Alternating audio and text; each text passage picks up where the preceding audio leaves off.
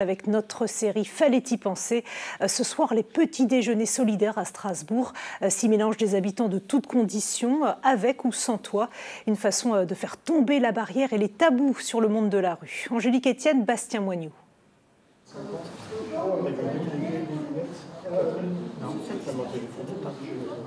Comment faire se rencontrer des habitants d'un quartier et des sans-abri qui cohabitent sans forcément se parler autour d'un bon petit déjeuner? Cette idée, c'est celle d'une association strasbourgeoise qui récupère des invendus.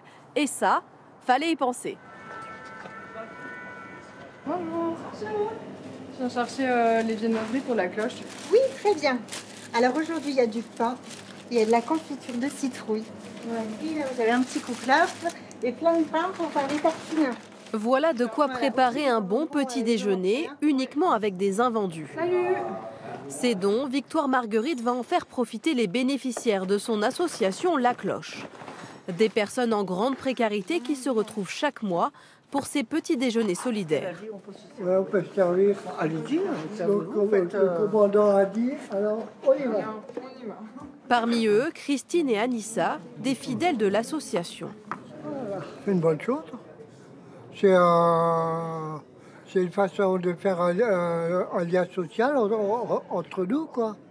Entre les gens de la précarité, quoi.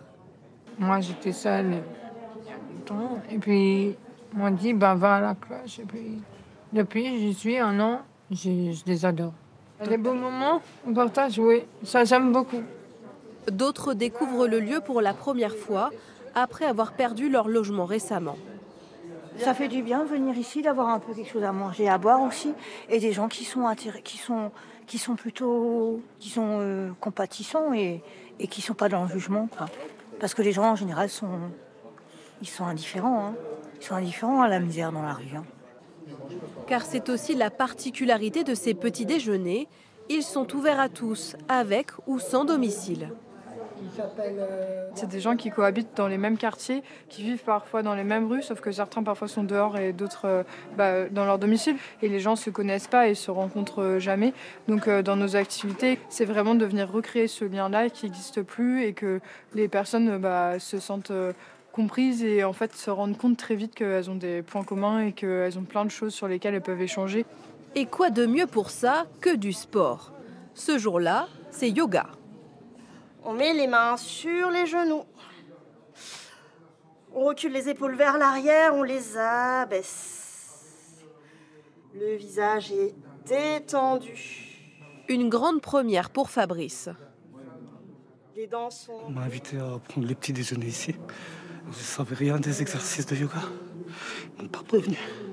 Mais comme j'aime les challenges, je me suis dit je vais en faire pour une fois, pour une première fois. L'association a ainsi créé tout un réseau de commerçants appelé Carillon pour proposer des repas et des services aux personnes précaires.